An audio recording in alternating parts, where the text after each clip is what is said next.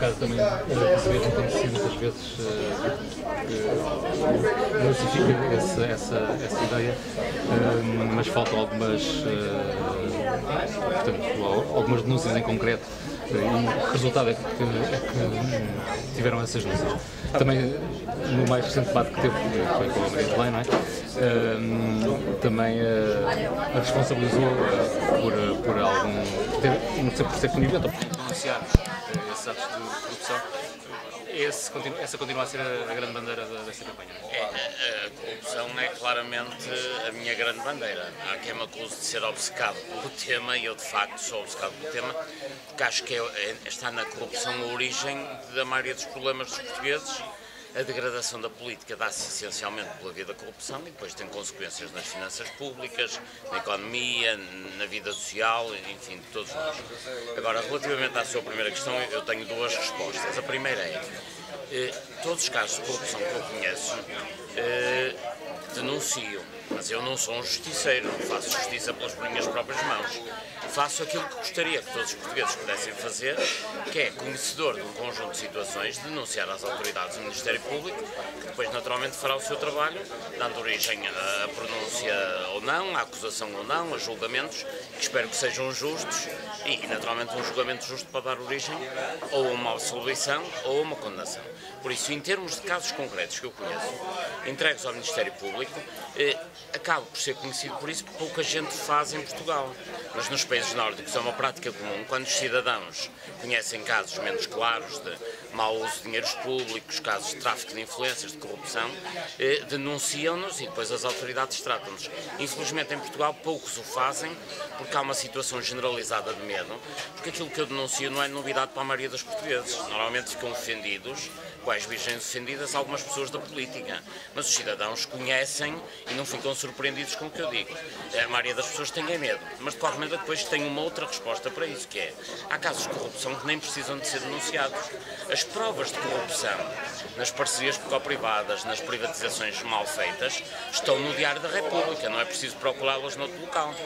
Encontramos no Diário da República e até nos orçamentos de Estado, documentos que legitimam o pagamento de rendas de parcerias público-privadas com taxas superiores a 20% ao ano, com base em acordos devidamente, verdadeiramente ilegais. Ilegais porquê?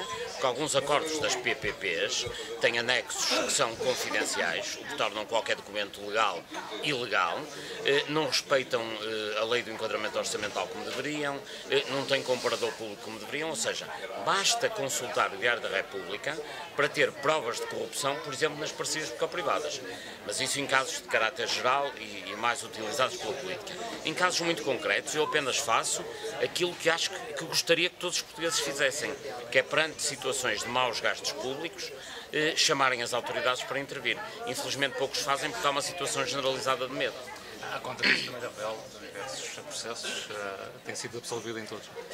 Tenho, e eu, enfim, denuncio um conjunto de casos, normalmente de promiscuidade entre a política e os negócios, que se faz habitualmente no Parlamento, nas grandes sociedades de advogados que capturaram, aliás, o poder legislativo nas áreas de maior relevância económica, e tenho tido alguns processos por difamação, são queixos por difamação, até agora chegaram ao fim apenas 4, como sabe a justiça é lenta, só chegaram ao fim 4, ganhei-os todos e espero continuar a ganhá-los, naturalmente por mim, preocupa-me no plano individual e na minha vida particular, mas preocupa-me essencialmente pelo fator da defesa de um direito constitucional que é a liberdade de expressão.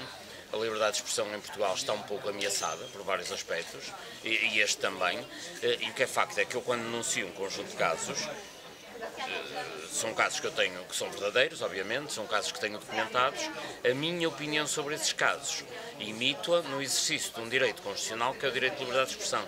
Aliás, sendo eu do Presidente da República, e essa é uma das minhas principais preocupações, é aumentar a liberdade de expressão em Portugal, que neste momento está muito ameaçada, não só porque há processos de difamação a mim e a outras personalidades da vida portuguesa, mas eu talvez seja, digamos, o principal alvo desse tipo de processos, tirando aqueles que trabalham como jornalistas na sua vida diária, mas no que tem a ver com denúncia de situações de promiscuidade entre a política e os negócios, serei eu o maior alvo de processos desse tipo e, portanto, esse tipo de processos têm que começar a ser entendidos como processos ilegítimos e até litigância de má-fé.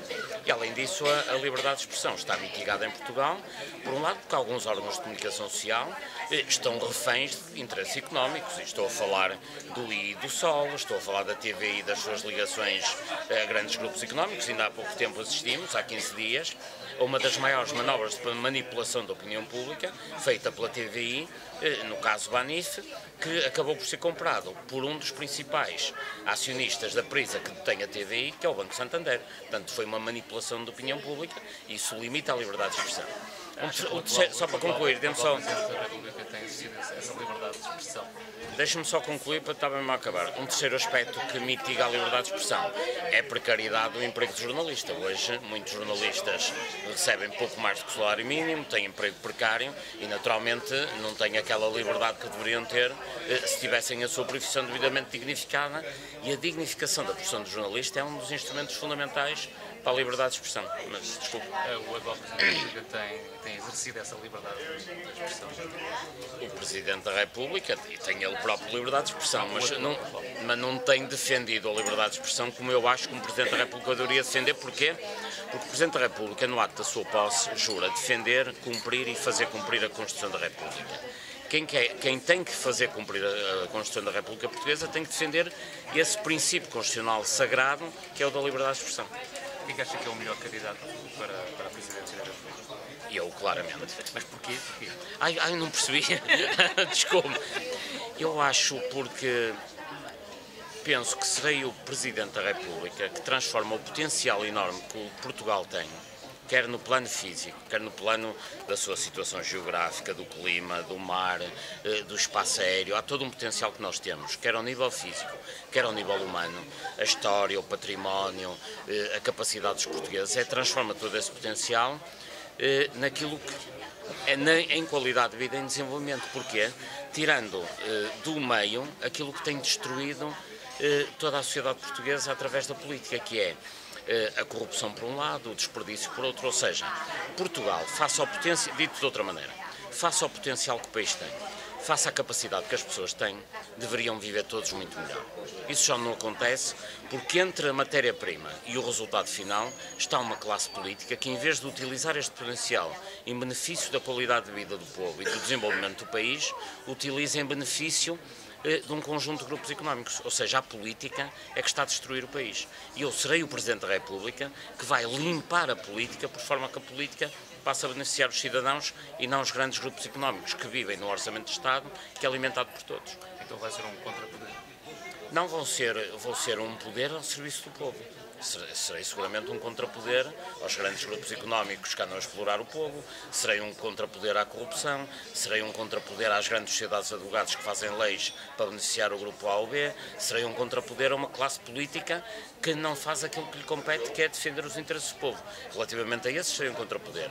Serei um pró-poder a favor da população.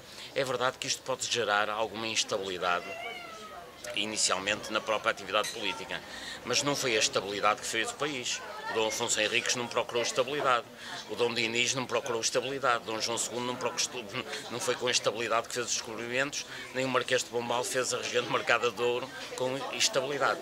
O que é preciso é alguma instabilidade na atual política, que é má, para que se dê estabilidade, isso sim, à vida da população. Comigo a política poderá ser mais instável, é certo, mas a vida das pessoas será muito mais estável. Tem sido apontado como já anunciado vencedor dos candidatos, Marcelo de Sousa. Como é que está a sua campanha, ou pré-campanha, e mediante este anúncio, este mediatismo dos concorrentes e dos outros? Sabe que eu acho que em democracia não há resultados pré-anunciados. Eu não comento sondagens e nem sequer resultados, até porque fui professor de sondagens, ainda sou, aliás, durante 20 anos, e uma das coisas que ensinei sempre aos meus alunos é que não se devem comentar resultados de sondagens quando se é candidato. Quem deve comentar são os comentadores, portanto não compete a mim. De qualquer maneira, em eleições não há resultados pré-anunciados, porque senão não valia a pena haver eleições. O resultado final verificar-se-á no dia 24 de janeiro, numa primeira volta, e depois, eventualmente, numa segunda volta. Eu acho, respeitando eu qualquer resultado eleitoral, Estou bastante confiante, mas estou confiante por um conjunto de indicadores que tenho. As sondagens são um indicador importante, há outros indicadores que são importantes, mas não há resultados pré-anunciados, porque senão nem valia a pena haver eleições. Isso já foi tempo, naturalmente. Qual é que é o eleitorado que pensa que vai cativar? Eu acho que deve votar, assim, quem achar que o Estado atual está bem, que a política está bem gerida, que o orçamento de Estado é o adequado para o desenvolvimento do país, que um conjunto de benefícios a grupos económicos são adequados, esses não devem votar em mim. Deve votar em mim quem achar que, com algumas pequenas alterações, nomeadamente ao nível da defesa de um conjunto de princípios constitucionais que permitam acabar com isenções de IMI para os grandes grupos de promotores imobiliários, para as grandes superfícies, etc. Ou seja, pôr toda a gente a pagar IMI por igual. Quem achar que os livros escolares devem ser gratuitos, porque o ensino básico é, nos termos constitucionais, universal, obrigatório e gratuito. Ou seja, quem achar que devem ser garantidos os direitos às pessoas e acabar com um conjunto de privilégios que vivem à custa desses direitos, deve votar em mim. Quem achar que tudo está tudo bem, não deve votar em mim. Portanto, no fundo, deve votar em mim quem está descontente com o atual estado de coisas. Deixa-me só aqui tirar uma fotografia. Claro. Enquanto estão. Sim. Eu vou tirar quando vocês. Mas vou só tirar aqui uma. Mais perto. Muito bem.